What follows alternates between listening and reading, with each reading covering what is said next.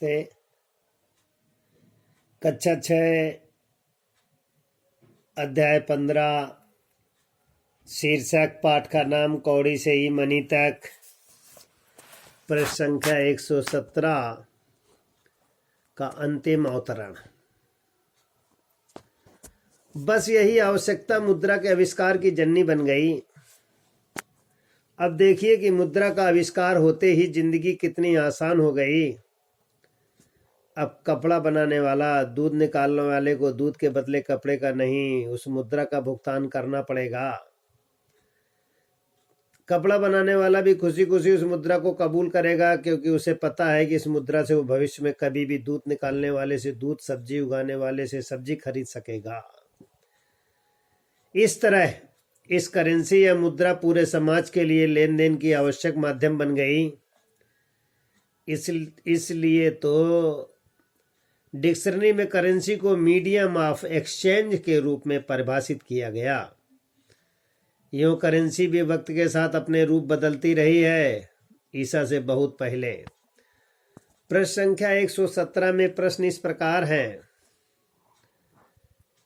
मुद्रा किसकी जननी बन गई? पहला प्रश्न है, उत्तर विद्यार्थी लिखेंगे। प्रश्न नंबर 2 है, कपड़ा बनाने वाला क्या कार्य करता है और दूध वाले को कैसे संतुष्ट करता है? प्रश्न नंबर 3, मुद्रा से भविष्य में आदमी क्या क्या खरीद सकता है?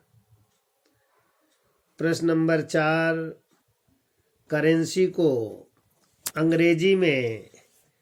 अंग्रेजी की डिक्शनरी में क्या कहा जाता है? विद्यार्थी लिखेंगे और आगे उसे समझेंगे। मोहनजोदड़ो और हड़प्पा संस्कृति में मिट्टी की पकाई हुई टिंकियां करेंसी के तौर पर इस्तेमाल होती थी, जिस पर कई तरह की मुहरें छपी होती थी। उससे काफी पहले रोमन जातियां लंबे समय तक नमक को विनिमय के माध्यम की तरह प्रयोग करती थी। उसी समय साल्ट से सैलरी शब्द अस्तित्व में आया। आदिकालीन भारत में लंबे समय तक कौड़ियां और नन्हे शंख मुद्रा की भूमिका निभाते रहे।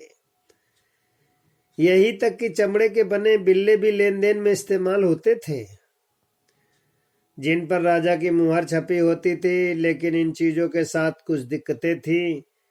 उन्हें लाना, ले जाना और संग्रह करना आसान नहीं था। वे बहुत जगह घेरती थी, लिहाजा बदलते वक्त की जरूरतों को पूरा करने के लिए तब अस्तित्व में आए धातु के सुंदर, मजबूत, टिकाऊ और चमचमाते सिक्के। अर्थशास्त्री मानते हैं कि सिक्कों का प्रचलन सबसे पहले एशिया के लीडिया साम्राज्य में ईसा से 640 वर्ष पूर्व हुआ। वहां के सम्राट क्रोसस ने पहली बार सोने की मुद्राएं गढ़वाई। अर्थशास्त्र के इतिहास में वह 1 मील का पत्थर था। उसके बाद अंतरराष्ट्रीय व्यापार ने पीछे मुड़कर नहीं देखा। माना जाता है कि सोने के सिक्कों के साथ ही इंसान ने कारोबारी बनकर सरहदों को लांघना सीखा। कहते हैं सिकंदर जब अपनी सेनाओं के साथ भारत पर फतह के लिए चला तो उसने अपने सैनिकों की वफादारी बनाए रखने के लिए उन्हें वेतन में स्वर्ण मुद्राएं देने का फैसला किया। सोने और चांदी से बने आरस और सोल्डियस नामक सिक्के प्राचीन रोमन साम्राज्य की नींव रखने वाले आर्थिक औजार थे। भारत में हड़प्पा मोहनजोदड़ो से चला मिट्टी की मुद्रा का क्रम मध्ययुगीन सम्राटों के समय के धातु के सिक्कों तक ही नहीं चला। वह अंग्रेजों के उपनिवेश बने भारत में भी किंग या महारानी की छाप वाले सिक्कों तक कायम रहे। आज भी रिजर्व बैंक द्वारा जारी 5 या 10 रुपए का चमकता सिक्का सदियों पुराने इतिहास पर इठलाता हमारे बीच मौजूद है। प्रश्न संख्या 118, में प्रश्न इस प्रकार है, हड़प्पा संस्कृत में करेंसी का क्या इस्तेमाल था? प्रश्न नंबर 2, सैलरी शब्द किससे बना, इसकी क्या महत्व है?